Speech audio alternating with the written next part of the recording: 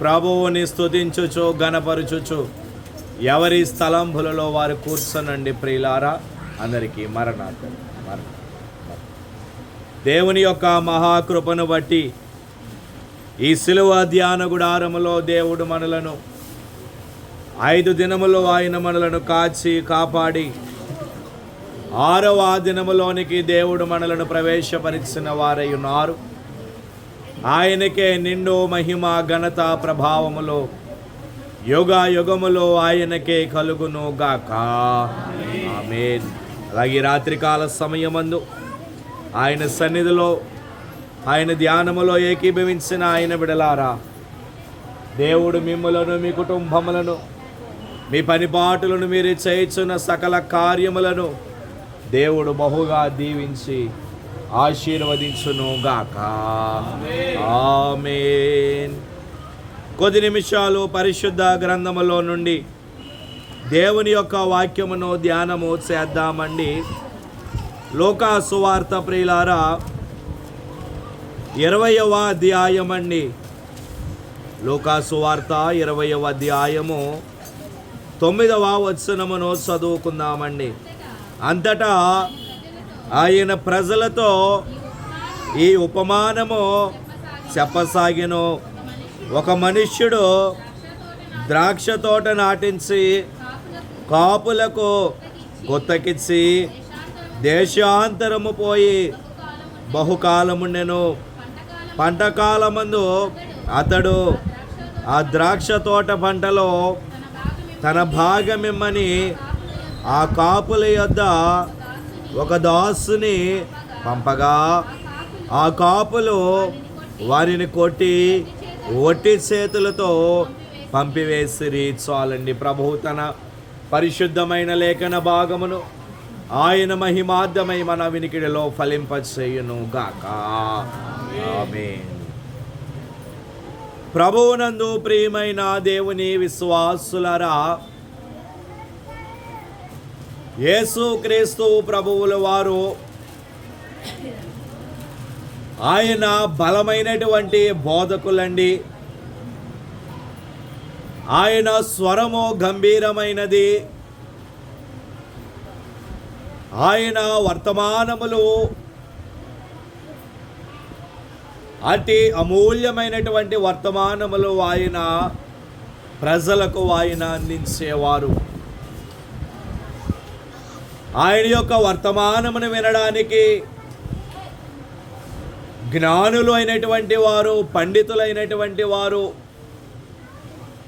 ఆయన యొక్క వర్తమానమును వినేవారు.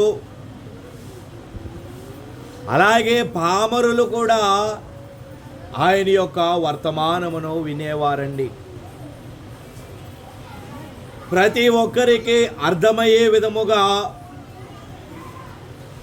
ఆయన తన వర్తమానమును ప్రజలకు ఆయన అందించేవారు. ఆయన వర్తమానమునకు ముందు కానీ ఆయన వాక్యము ముగించబడిన తరువాత కానీ ప్రజలకు అర్థమవ్వడానికి ఒక ఉపమానమును ఆయన ప్రజలకు వివరించేవారు. ఆయన ఆ ఉపమానమును ప్రజలకు వివరించి ఆయన యొక్క వర్తమానమును ముగింపులోనికి ఆయన తీసుకుని వచ్చేవారు. ఈనాడు అనేక మంది బోధిస్తూ ఉన్నారు, కానీ వారి యొక్క మాటలో స్పష్టత లేదు. పదమునకు మధ్య నిడివి లేదు. అయితే ఆయన ప్రజలకు వివరించేటప్పుడు అటు పండితులకు అర్థమయ్యే విధముగాను, ఇటు పామరులైనటువంటి వారికి కూడా అర్థమయ్యే విధముగాను ఆయన వర్తమానమును ఆయన అందించేవారు.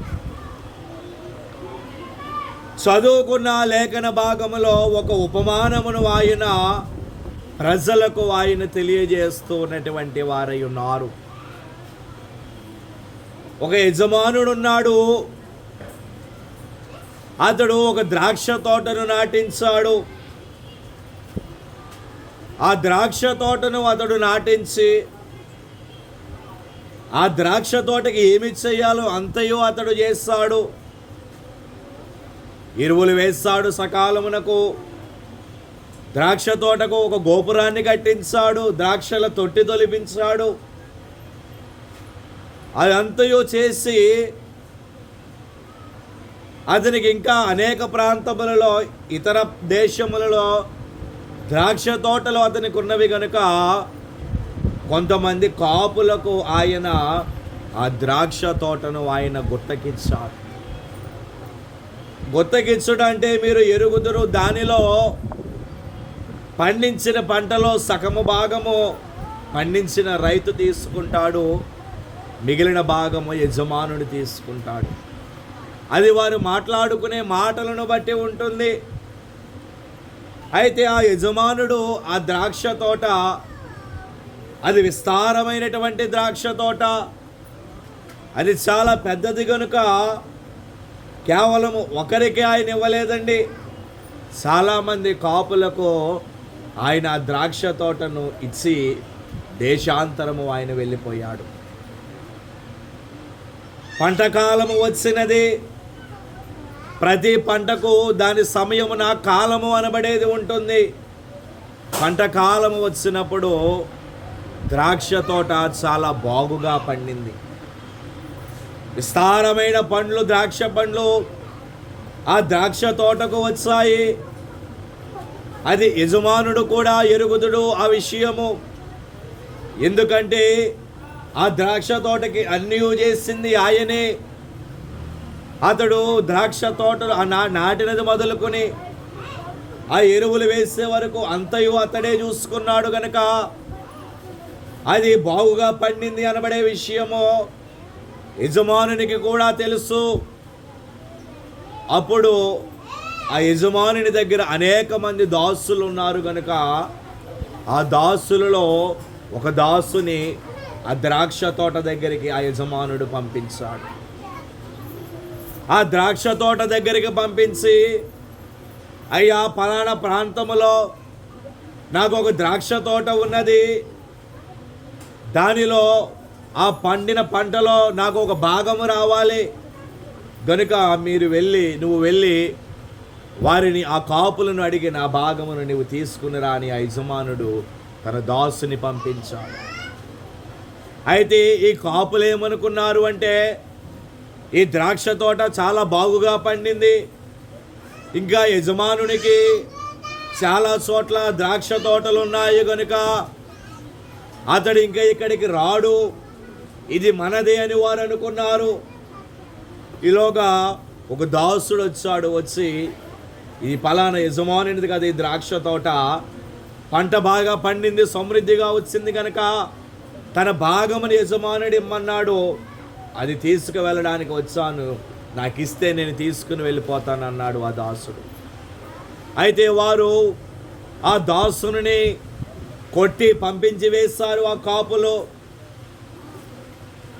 ఆ యజమానుని దగ్గరికి వెళ్ళి ఆ దాసుడు జరిగింది చెప్పాడు.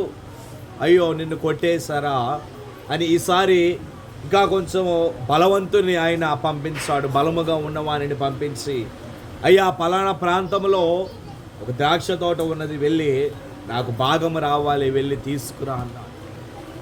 వెళ్ళాడు, ఆ దాసుడు వెళ్ళాడు. వెళితే వానిని కూడా అలాగే వారు కొట్టి మరలా తిరిగి పంపించేస్తారు. ఇంకా అలాగూ కొద్దిమంది దాసులను పంపితే వారు కొంతమందిని కొట్టారు, కొంతమందిని అక్కడే వారు ఉంచేస్తారు. అయితే ఇక్కడ ఆ యజమానుని యొక్క దీర్ఘశాంతము మనము గమనించాలి ప్రియులారా. ఆ యజమానుడు ఎంత దీర్ఘశాంతమును ఆయన కనుపరిచాడు. ఇక అతడు అనుకున్నాడు, నాకు ఒక ప్రియ కుమారుడు ఉన్నాడు, నా దాసులను పంపిస్తే వారు కొడుతూ ఉన్నారు కనుక నా కుమారుణ్ణి పంపిస్తే, ఒక్కగానొక్క కుమారుణ్ణి పంపిస్తే వారు అతనిని సన్మానిస్తారు అనుకొని తన కుమారుణ్ణి అతడు ఆ కాపుల దగ్గరికి పంపించాడు. దూరం నుండి చూచారు కాపులు ఆ కుమారుణ్ణి. ఇదిగో దాసులు వస్తే మనము కొట్టాము అని అతడు ఈసారి తన కుమారుణ్ణే పంపించాడు గనుక, ఇతడు దానికి వారసుడు గనుక అతడిని చంపేద్దాము, అతడిని చంపేసి ఆ స్వాస్యమును మనము తీసుకుందాము అని ఆ కుమారుని ద్రాక్ష తోట వెలుపలకు తీసుకుని వెళ్ళి కొట్టి అతడిని చంపేశారు. అప్పుడు ఆ ద్రాక్ష తోట యజమానుడు ఏం చేస్తాడు? నేరుగా అతడే వచ్చి వారిని తీసివేసి మరి ఒకరికి ఆయన ఆ ద్రాక్ష తోటను గుత్తకిచ్చును అని ప్రభు ఆ ఉపమానమును వారికి తెలియజెప్పిన వారుగా ఉన్నారు. అయితే ఆ ఉపమానము ఆయన ఎందుకు తెలియజేస్తారు అంటే, అక్కడ ద్రాక్ష తోట అంటే ఎవరు అనగా దేవుని సంఘము. కాపులు ఎవరు అంటే యూదులు. ప్రియమైనటువంటి వారలారా, దేవుడు ద్రాక్ష తోట అనబడే సంఘమును యూదులు అనబడే ఒక గొప్ప జాతికి ఆయన వారిని అప్పగించారు. అయితే ఆ సంఘము చెదిరిపోతూ ఉన్నప్పుడు ఆయన యూదులకు ధర్మశాస్త్రాన్ని పంపించాడు, లేఖనాలు పంపించాడు, మరి ఒకటి పంపించారు. అయినా కానీ యూదులు ఖాతరు చేయలేదు, యూదులు వాటిని లెక్క చేయలేదు. అప్పుడు ప్రభు అనుకున్నారు, నా కుమారుడా, ఏకైక కుమారుడా, నీవు వెళ్ళు, సంఘమును నీవే కాపాడాలి గనుక, సంఘమును నీవు పరలోకమునకు తీసుకుని రావాలి గనుక నీవే వెళ్ళు అని తన ప్రియ కుమారుని ఆయన ఈ లోకమునకు పంపిస్తే ఆ యూదులు ఏం చేస్తారు? ఆయన పట్టుకుని కొట్టి హింసించి ఆయనను సిలువ వేసినటువంటి వారుగా ఉన్నారు. ఇది ఈ దినము మనము చదువుకున్నటువంటి లేఖన భాగం యొక్క పాఠం యొక్క సారాంశం అండి. దానిని మత్తయ్య గారు రాశారు, మార్కు గారు రాశారు, లోకా గారు కూడా ఆ వచనములను వారి లేఖన భాగములలో వారు రాసిన వారుగా ఉన్నారు. అయితే ఈ దినము దేవుడు మనతో మాట్లాడబోతూ ఉన్నటువంటి మాటలు ఏమిటి అంటే, ఆయన మనకు అందించచ్చు ఉన్నటువంటి మాట ఏమిటి అంటే 10వ వచనమును ఒకసారి చదువుకుందామండి. పంటకాలమందు అతడు ఆ ద్రాక్ష తోట పంటలో తన భాగము ఇమ్మని ఆ కాపుల యొద్దకు ఒక దాసుని పంపగా ఆ కాపులో వారిని కొట్టి వట్టి చేతులతో పంపివేసిరి. చాలండి. చదువుబడిన లేఖన భాగములో ఆ ద్రాక్ష తోట యజమానుడు అనగా యేసు ప్రభువుల వారు. అక్కడ ఆయన అంటూ ఉన్నటువంటి మాట ఏమిటి అంటే, ఆ కాపుల దగ్గరికి తన భాగము కోసము వారిని పంపగా వారు అతనిని కొట్టి పంపివేసిరి అనమని మనము చదువుకుంటూ ఉన్నాము. అయితే దేవుడు ఆయన సంఘముగా ఉన్నటువంటి మన దగ్గర నుండి కొంత ఒక భాగమును ఆయన కోరుకుంటూ ఉన్నారు. దేవునికి ఆయన సంఘముగా ఉన్నటువంటి మనము కొన్ని భాగములు ఆయనకు మనము ఇవ్వవలసినటువంటి వారముగా ఉన్నాము. సంఘముగా ఉన్నటువంటి మనము మన దగ్గర నుండి కొన్ని భాగములు ఆయన కోరుకుంటూ ఉన్నటువంటి వారై ఉన్నారు. ఏమిటి ఆ భాగములో? క్లుప్తముగానే మనము పరిశుద్ధ గ్రంథములో నుండి మనము ధ్యానము చేద్దాము ప్రియులారా.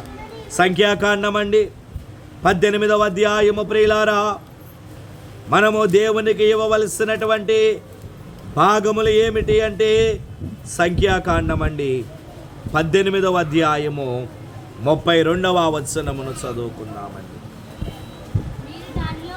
మీరు దానిలో నుండి ప్రశస్త భాగమును అర్పించిన తరువాత దానిని బట్టి పాప శిక్షను భరింపకుందురు. చాలండి. చదువుబడిన లేఖన భాగములో యేసు క్రీస్తు ప్రభువుల వారు అరణ్యములో ఉన్నటువంటి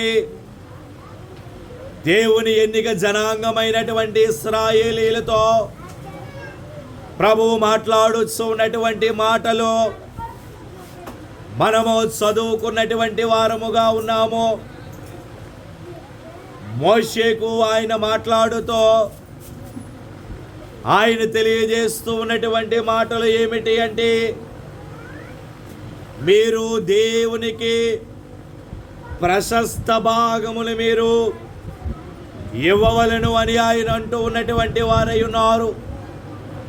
కనుక దేవుని సంగముగా ఉన్నటువంటి మనము దేవునికి ఇవ్వవలసినటువంటి మొట్టమొదటి భాగము ఏమిటి అంటే, ప్రశస్త భాగమును మనము దేవునికి ఇవ్వవలసిన వారముగా ఉన్నాము. ఏమిటి ఆ ప్రశస్త భాగము? అది యాజకులైనటువంటి లేవీయులతో దేవుడు మాట్లాడుతూ ఉన్నటువంటి మాటలు. 11 గోత్రములైనటువంటి వారు వారి యొక్క దశమ భాగమును వారు తీసుకుని వచ్చి లేవీయులకు వారు అర్పించాలి.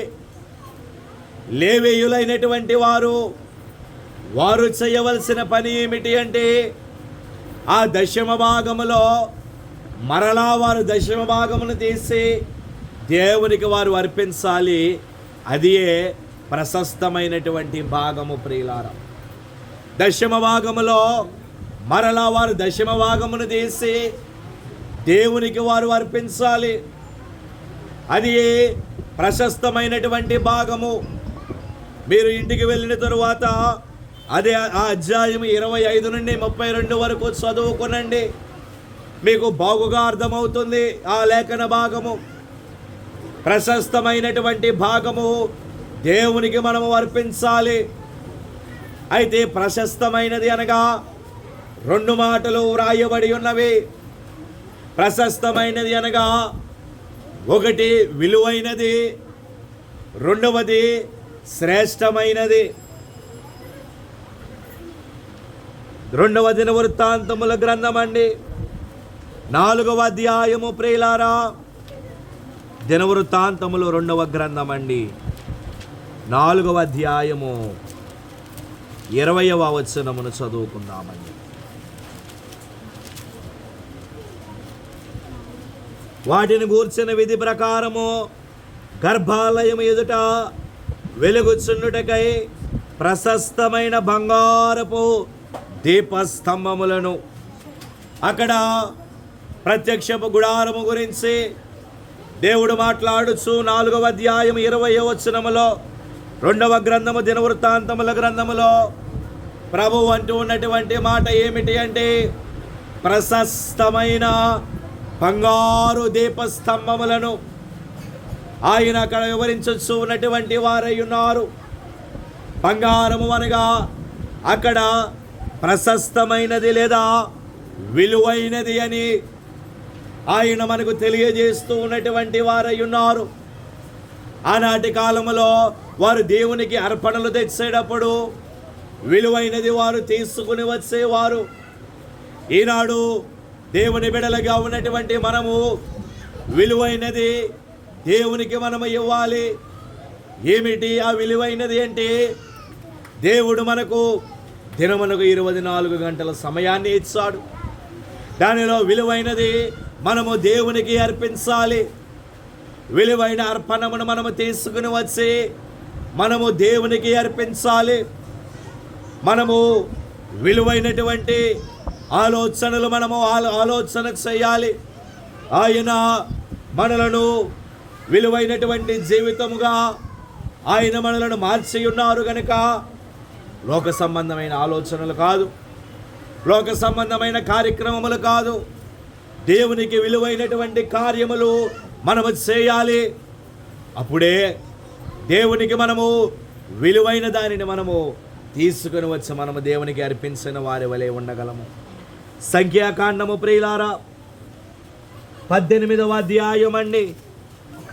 సంఖ్యాకాండము 18వ అధ్యాయము 12వ వచనం అండి. వారు యెహోవాకు అర్పించు వారి ప్రథమ ఫలములను అనగా నూనెలో ప్రశస్తమైనదంతయు ద్రాక్షరస ధాన్యములలో ప్రశస్తమైనదంతయో నీకిచ్చి తిని చాలండి.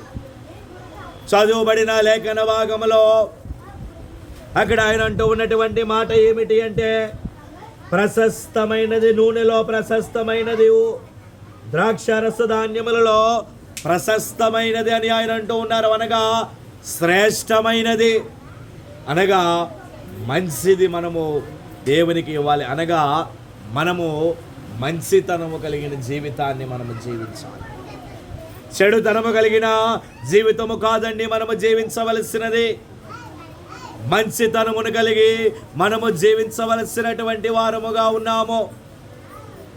ఇక దేవునికి ఇవ్వవలసిన రెండవ భాగము మనము చూసినట్లయితే లేవియా కాండం అండి, 27వ అధ్యాయము. లేవియా కాండము 27వ అధ్యాయము 30వ వచనమును చదువుకుందామండి.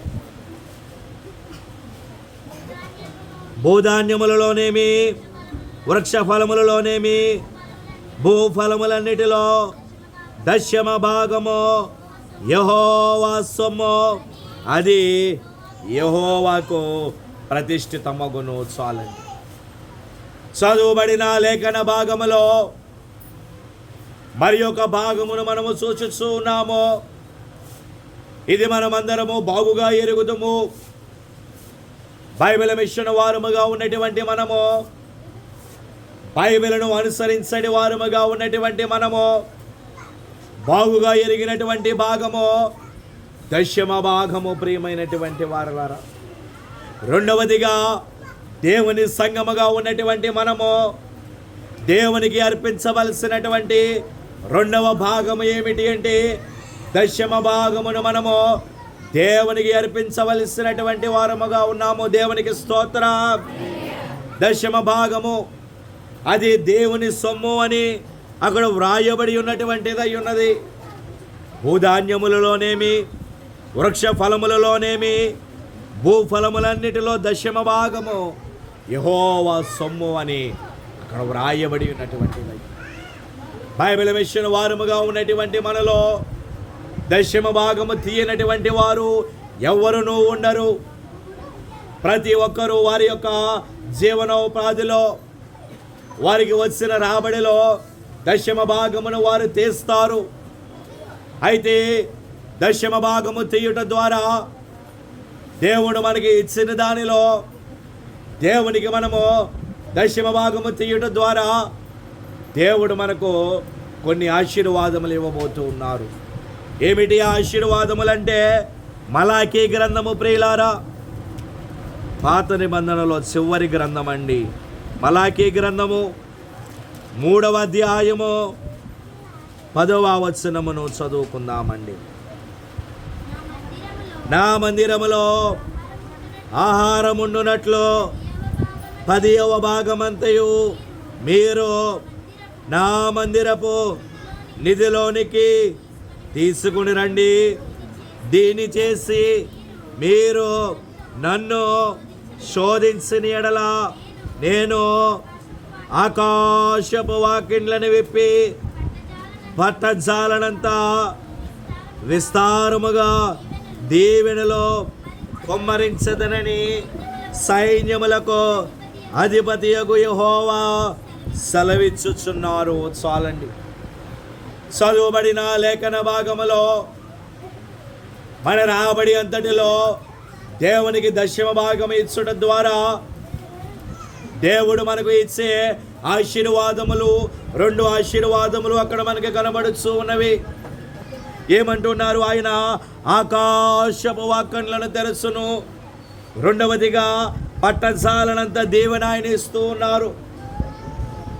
దేవుని సన్నిధిలో ఆయనకు దశమ భాగము ఇచ్చే ఆయన బిడలారా, ఆయనకు దశమ భాగము చెల్లించడం ద్వారా మొదటిగా దేవుడు మనకు ఆకాశపు వాకిళ్లను ఆయన తెరవబోతూ ఉన్నారు. రెండవదిగా పట్టజాలనంతా దీవెన ఆయన ఇస్తూ ఉన్నారు. దానిని మనము ఆత్మీయముగా ధ్యానము చేసినట్లయితే, ఆకాశపు వాకిళ్లను తెరుచుట అంటే పరలోక సంబంధమైనటువంటి ఆశీర్వాదము.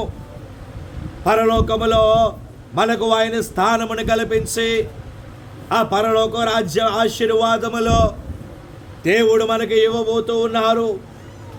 అలాగే పట్టజాలనంత దీవెన అనగా భూ సంబంధమైన ఆశీర్వాదములో దేవుడు మనకు ఇవ్వబోతూ ఉన్నారు. ఏమిటి ఆ ఆశీర్వాదములు అంటే, మీరు చేసే వ్యాపారములో పట్టజాలనంత దీవెన ఇస్తారు. మీరు చేసే పనిపాటులలో పట్టజాలనంత దీవెన. ఇప్పుడు మనము బజారుకి వెళ్తామండి, సరుకుల కోసం వెళ్ళేటప్పుడు ఒక సంచి బట్టి వెళ్తాము. అయితే అందులో మనము కొన్న సరుకులు ఒక్కొక్కసారి సరిపోవు, పట్టజాలనంత సరుకులు మనము తీసుకుని వస్తూ ఉంటాము. అలాగే దేవుడు కూడా మీరు చేసే వ్యాపారంలో, మీరు చేసే పనిపాటులలో దేవుడు మీకు పట్టజాలనంత దీవెన ఆయన మీకు ఇవ్వబోతూ ఉన్నారు. ఎందుకు నేను ఈ మాట అంటూ ఉన్నాను అంటే, పేతురు ఖాళీ ధోనిని దేవుడికి ఇచ్చాడు. దేవుడు పేతురికి ఏమిచ్చాడు? 2 దేవుల నిండా పట్టజాలనంత చేపలు దేవుడు పేతురికి ఇచ్చారు. రాత్రంతా ప్రయాసపడ్డాడు, కానీ పేతురికి ఒక చేపయో కూడా దొరకలేదు. కానీ ఆ ఖాళీ ధోనిను పేతురు దేవునికి ఇవ్వగా, దేవుడు ధోనిని లోపలికి నడిపించమన్నాడు. లోపలికి తీసుకుని వెళ్ళి కుడివైపున వలవేయగా, రాత్రంతా ప్రయాసపడితే ఒక్క చేప కూడా దొరకనటువంటి పేతురుకు దేవుడు 2 దోణుల నుండి ఆశీర్వాదమును దేవుడిచ్చారు. దేవునికి స్తోత్రం. అలాగే ఒక చిన్న కుమారుడు 5 రొట్టెలు 2 చిన్ని చేపలు దేవుడికి ఇస్తే, దేవుడు మరల తిరిగి ఎంత ఇచ్చారు ఆ కుమారునికి? 12 గంపల నిండా ఆశీర్వాదము దేవుడిచ్చారు. అది పట్టజాలనంత దీవెన అంటే. దేవుడు అటు ఆశీర్వాదము మనకు ఇవ్వబోతూ ఉన్నారు. ఎప్పుడు అంటే, మనము క్రమము తప్పకుండా దశమ భాగమును తీసుకుని వచ్చి దేవుని సన్నిధిలో అర్పించినప్పుడు దేవుడు పట్టజాలనంత విస్తారమైన దీవెనలు ఆయన మన మీద కుమ్మరించబోతూ ఉన్నటువంటి వారై ఉన్నారు. దేవునికి స్తోత్రం. రాత్రంతయో శ్రమ పడినా రాలేదు ప్రభు జయము,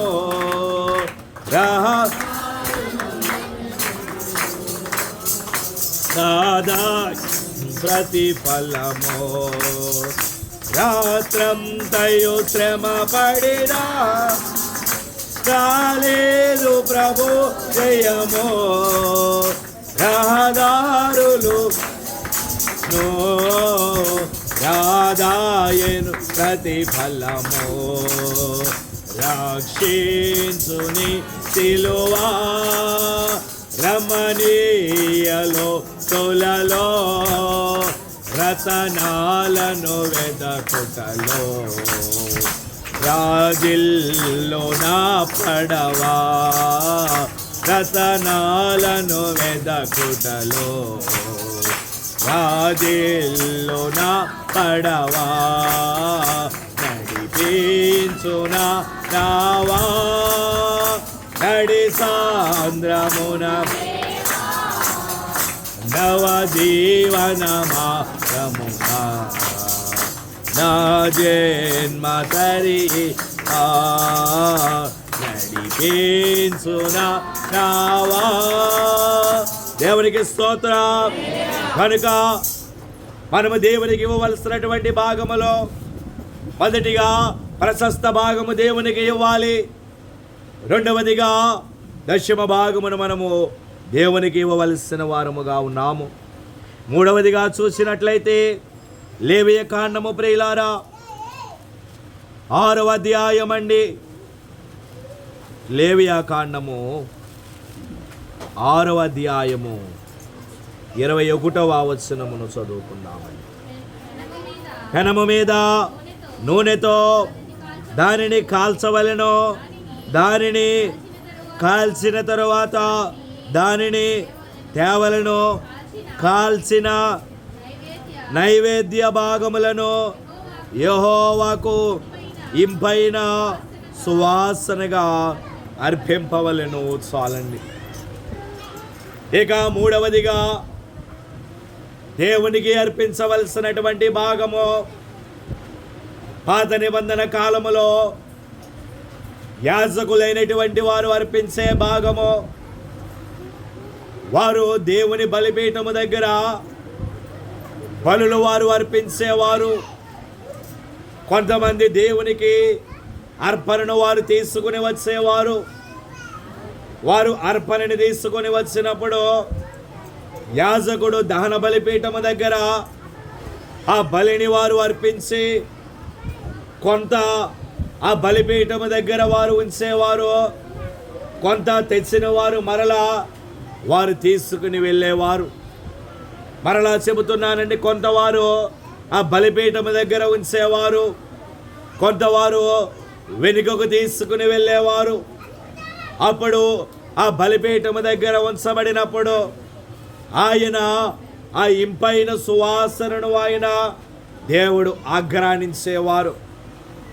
పాత నిబంధన కాలములో యాజకులైనటువంటి వారు ఆ నైవేద్యమును అలాగూ వారు దేవుని దగ్గర వారు అర్పించేవారు. ఈనాటికి హైందవ సోదరులైనటువంటి వారు వారి యొక్క దేవునికి వారు నైవేద్యములు వారు అర్పించుకుంటూ ఉంటారు. పాత నిబంధన కాలములో యాజకులైనటువంటి వారు అలాగూ నైవేద్యములు వారు అర్పించేవారు. అయితే ధర్మశాస్త్రము కొట్టివేయబడిన తరువాత అవన్నీ తీసివేయబడినవి, నైవేద్యములన్నీ తీసివేయబడినవి. అయితే ఇప్పుడు నైవేద్య భాగము అంటే ఏమిటి అంటే, దేవునికి మనము తెచ్చుచూ ఉన్నామే, పండ్లు పలహారములు మనము దేవునికి తెచ్చుచూ ఉన్నాము, చూచారు. అది నైవేద్య భాగము. ప్రియమైనటువంటి వారలారా, అయితే మన నుండి దేవుడు ఆశించే నైవేద్య భాగము ఏమిటి అంటే లేవియా కాండం అండి, 2వ అధ్యాయము. లేవియా కాండము 2వ అధ్యాయము 1వ వచనమును చదువుకుందామండి. ఒకడు యెహోవాకు నైవేద్యము చేయనప్పుడు అతడు అర్పించినది గోధుమ పిండి అయి ఉండవలెను. అతడు దాని మీద నూనె పోసి సాంబ్రాణి వేసి, చాలండి. చదువుబడిన లేఖన భాగములో వారు దేవునికి అర్పణను వారు అర్పించేటప్పుడు ఎలాగున వారు అర్పించాలో యాజకులకు దేవుడు తెలియజేస్తూ అక్కడ అంటూ ఉన్నటువంటి మాట ఏమిటి అంటే, ఆ అర్పించే అర్పణ గోధుమ పిండి అయి ఉండాలి. 3 రకములైన అర్పణలు, ఒకటి పిండితో చేసిన అర్పణము, రెండవదిగా నూనె చేసిన అర్పణము, మూడవదిగా సాంబ్రాణి అర్పణము. అయితే అక్కడ ఆయన గోధుమ పిండిని గురించి ఆయన మాట్లాడుతూ ఉన్నారు. గోధుమ పిండి దాని యొక్క సారాంశం ఏమిటి అంటే, అది గోధుమలో పిండి కాకబడక మునుపు అవి చాలా గట్టిగా ఉంటాయి. అయితే అవి పిండి అవ్వాలి అంటే నలుగగొట్టబడాలి. నలుగగొట్టబడిన తరువాత ఆ గోధుమలు మెత్తగా పిండిగా తయారవుతాయి. అలాగే దేవుడు మన నుంచి ఆశించుతూ ఉన్నది ఏమిటి అంటే, మనము పిండి వలె మనము ఉండాలి అంటే మనలను మనము దేవుని సన్నిధిలో నలగగొట్టబడి మనలను మనము తగ్గింపు జీవితమును కలిగి దేవుని సన్నిధిలో మనము ఉండాలి. అది ఆయన మన నుండి కోరుకునే నైవేద్య భాగము. ఆయన మన నుండి కోరుకునే నైవేద్యమైన అర్పణము అది. మనము నలగొట్టబడి తగ్గింపు జీవితమును మనము కలిగి ఉండాలి. లేవియా కాండమండి 23వ అధ్యాయము. ప్రియులారా, లేవియా కాండము 23వ అధ్యాయము 16వ వచనమును చదువుకుందాము. 7వ విశ్రాంతి దినము మరుదినము వరకు మీరు 50 దినములు లెక్కించి యెహోవాకు క్రొత్త ఫలముతో నైవేద్యము అర్పింపవలెను. చాలండి. చదువుబడిన లేఖన భాగములో యాజకుడైన మోషేతో ప్రభువు మాట్లాడుతున్నటువంటి మాట ఏమిటి అంటే, మీరు క్రొత్త ఫలముతో నైవేద్యము అర్పింపవలెను అని ఆయన అంటున్నారు. కొత్త ఫలము అనగా ఏమిటి? దాని భావము అంటే ఆత్మ ఫలమును మనము కలిగి ఉండాలి. ఆత్మ ఫలములో పౌలు గారు గలతీ పత్రికలో మనకు చెప్పారు. గలతీ పత్రిక 5వ అధ్యాయము 22వ వచనములో మనము చూసినట్లయితే, గలతీ పత్రిక అండి 5వ అధ్యాయము 22వ వచనము, అయితే ఆత్మఫలం ఏమనగా ప్రేమ, సంతోషము, సమాధానము, దీర్ఘశాంతము, దయాలత్వము, మంచితనము, విశ్వాసము, సాత్వికము, ఆశా నిగ్రహము. దేవునికి మనలను మనము నైవేద్య భాగముగా అర్పించుకోవాలంటే ఈ ఆత్మఫలములు మనలో ఉండాలి అని పౌలు గారు మనతో ఆయన మాట్లాడుతూ ఉన్నారు. కనుక మనము దేవునికి ఇవ్వవలసినటువంటి 3వ భాగం ఏమిటి అంటే నైవేద్య భాగమును మనము దేవునికి అర్పించవలసినటువంటి వారముగా ఉన్నాము. దేవునికి స్తోత్రం. ఇక 4వదిగా చూసినట్లయితే ద్వితీయోపదేశ కాండం అండి 32వ అధ్యాయము. ప్రియులారా, ద్వితీయోపదేశ కాండం అండి 32వ అధ్యాయము 9వ వచనాన్ని చదువుకుందామండి. యెహోవా వంతు ఆయన జనమే, ఆయన స్వాస్థ్య భాగము యాకోబే. చాలండి. చదువుబడిన లేఖన భాగములో దైవజనుడైన మోషే గారు వృద్ధాప్యములో ఆయన ఉన్నప్పుడు, ఆయన మరణించక మునుపు పాడినటువంటి కీర్తన ఇది. ఆయన ఆ కీర్తన పాడుచు అక్కడ అంటూ ఉన్నటువంటి మాట ఏమిటి అంటే, యెహోవా వంతు ఆయన జనమే, ఆయన స్వాస్థ్య భాగము యాకోబే అని ఆయన అంటున్నారు. కనుక 4వదిగా ఆయన సన్నిధిలో వాక్యమును వింటూ ఉన్నటువంటి ఆయన బిడ్డలారా, దేవునికి ఇవ్వవలసిన 4వ భాగం ఏమిటి అంటే స్వాస్థ్య భాగమును మనము దేవునికి ఇవ్వవలసినటువంటి వారముగా ఉన్నాము. ఏమిటి ఆ స్వాస్థ్యము?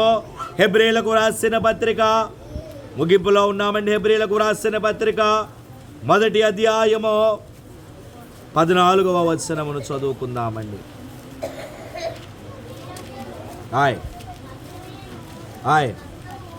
రక్షణయను వస్త్రము, పరిచారము చేయుటకై పంపబడిన సేవకులైన ఆత్మలు కారా, వీరందరూ రక్షణయను స్వాస్యము పొందబోవు వారికి. దేవునికి మనం ఇవ్వవలసిన మొట్టమొదటి స్వాస్థ్య భాగం ఏమిటి అంటే రక్షణ అనబడే స్వాస్యమును మనము దేవునికి ఇవ్వాలి. అనగా మనము రక్షించబడాలి. దేవుని సన్నిధిలో ఉండి వాక్యమును వింటూ ఉన్నటువంటి ఆయన బిడ్డలారా, రక్షణ అనబడే స్వాస్యమును మనము దేవునికి మనము అర్పించవలసిన వారముగా ఉన్నాము. రక్షణ అనబడే స్వాస్యమును దేవునికి మనము ఇవ్వాలి అంటే మనము రక్షించబడాలి, రక్షణ పొందుకోవాలి. కనుక దేవునికి మనము రక్షణ అనబడే స్వాస్యమును ఇవ్వాలి. కొలస్సీలకు రాసిన పత్రిక అండి 1వ అధ్యాయము, కొలస్సీలకు రాసిన పత్రిక 1వ అధ్యాయము 9వ వచనాన్ని చదువుకు.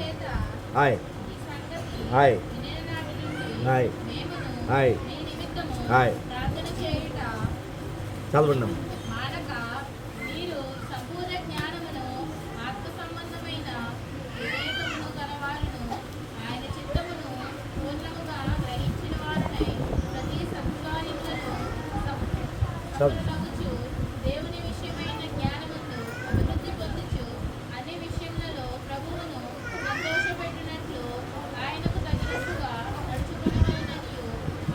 ఆనందముతో కూడిన పూర్ణమైన ఓర్పును దీర్ఘశాంతమును కనపరుచున్నట్లు ఆయన మహిమ శక్తిని బట్టి సంపూర్ణ బలముతో బలపరచబడవలననియో తేజోవాసులైన పరిశుద్ధుల స్వాస్యములో పాలివారమగుటకు మనలను పాత్రులుగా చేసిన తండ్రికి మీరు కృతజ్ఞతాస్తుతులు చెల్లింపవలనని దేవుని బతిమాలుచున్నాము. చాలండి. చదువుబడిన లేఖన భాగములో ఒక స్వాస్థ్యము అక్కడ ఉన్నది. ఏమిటి ఆ స్వాస్థ్యము అంటే పరిశుద్ధుల స్వాస్థ్యము. పరిశుద్ధుల స్వాస్థ్యములో పాలివారమగుటకు దేవుడు మనలను పాత్రలుగా ఆయన చేసి ఉన్నారు. కనుక రెండవదిగా మనము దేవునికి ఇవ్వవలసినటువంటి మరి యొక్క స్వాస్థ్యము ఏమిటి అంటే పరిశుద్ధత అనబడే స్వాస్థ్యమును దేవునికి మనము అర్పించాలి. ఆ స్వాస్థ్యమును దేవునికి మనము ఇచ్చినప్పుడు దేవుడు మనలను ఆయన భాగములో పాలివారుగా ఆయన మనలను చేసుకుని వారిగా ఉన్నటువంటి వారిగా ఉన్నారు. పరిశుద్ధతను మనము సంతరించుకోవాలి. పాపానికి దూరముగా ఉండి పరిశుద్ధులముగా మనము ఉండాలి. ప్రభు అన్నారు కదా, నేను పరిశుద్ధుడనై ఉండులాగున మీరును పరిశుద్ధులై ఉండుడి అని ఆయన అన్నారు. కనుక పరిశుద్ధత అనబడే స్వాస్థ్యమును దేవునికి ఇవ్వాలి. ఇక 5వదిగా చూపించి ముగిస్తానండి. సంఖ్యాకాండము 18వ అధ్యాయము. సంఖ్యాకాండము 18వ అధ్యాయము 29వ వచనం అండి. మీకు ఇయ్యబడు వాటన్నిటిలో ప్రశస్తమైన దానిలో ఉండి యెహోవాకు ప్రతిష్ఠించు ప్రతి అర్పణమును అనగా దాని ప్రతిష్ఠిత భాగమును దానిలో నుండి ప్రతిష్ఠింపవలెను. చాలండి. ఇక 5వ భాగము దేవునికి మనము అర్పించవలసినటువంటి 5వ భాగము ఏమిటి అంటే ప్రతిష్ఠిత భాగమును మనము దేవునికి చెల్లించాలి. ప్రతిష్ఠించుట అనగా వేరుపరుచుట. గనుక దేవునికి మనము ఇవ్వవలసిన ప్రతిష్ఠిత భాగము ఏమిటి అంటే మనలను మనము లోకములో నుండి వేరుపరుచుకుని దేవునికి ప్రతిష్ఠించుకున్నటయే. మనలను మనము ఈ లోకములో నుండి వేరుపరుచుకుని దేవునికి ప్రతిష్ఠించుకున్నటయే ఆయనకు మనము అర్పించి ప్రతిష్ఠిత భాగము. ఎందుకనగా దేవుడు మనలను ఆయన తన స్వరక్తం ఇచ్చి విలువైన రక్తాన్ని ఇచ్చి ఆయన మనలను కొన్నారు. ఆయన మనలను కొన్నప్పుడు ఇంకనూ మనము లోకములో జీవిస్తే ఆయన మనకు వేరుపరిచిన దానికి విలువ ఏమున్నది? కనుక ఆ ప్రతిష్ఠిత భాగాన్ని మనము దేవునికి చెల్లించాలి. మనలను మనము ప్రత్యేకపరుచుకోవలసిన వారముగా ఉన్నాము. కనుక దేవుడు ఒక ఉపమానమును ప్రజలకు చెప్పారు. ద్రాక్ష తోట ఉపమానమును ఆయన చెప్పి దానిలో తన భాగము కోసం దాసుడు వచ్చినప్పుడు ఆయన వారిని కొట్టి పంపివేశారు. ఆ కాపులు ఆ దాసుని కొట్టి పంపేశారు. దానిని సంగమునకు సూచనగా ప్రభువు చూపించారు. ఈనాడు దేవుని సంగముగా ఉన్నటువంటి మన నుండి కొన్ని భాగములు ఆయన కోరుకుంటూ ఉన్నారు. మొదటిగా ప్రశస్తమైనటువంటి భాగము, రెండవదిగా దశమ భాగము, మూడవదిగా నైవేద్య భాగము, నాలుగవదిగా స్వాస్థ్య భాగము, ఐదవదిగా ప్రతిష్ఠిత భాగము మనము దేవునికి చెల్లించాలి. మనల్ని మనము ప్రతిష్టపరుచుకొని వేరు చేసుకుని దేవునికి ప్రతిష్ఠించుకుందాము. ఆయన ప్రతిష్ఠిత భాగమును ఆయనకు సమర్పిద్దాము. దైవ దీవెనలు దైవాశీర్వాదములు పొందుకుందాము. ప్రభు కృప దీవెన ఆశీర్వాదములు ఆయన వచ్చు పర్యంతము మీ ఎల్లరకు తోడయుండును గాక. ఆమేన్. మోకరిందామండి. ఆయన ధ్యానములోనికి వెళదాము.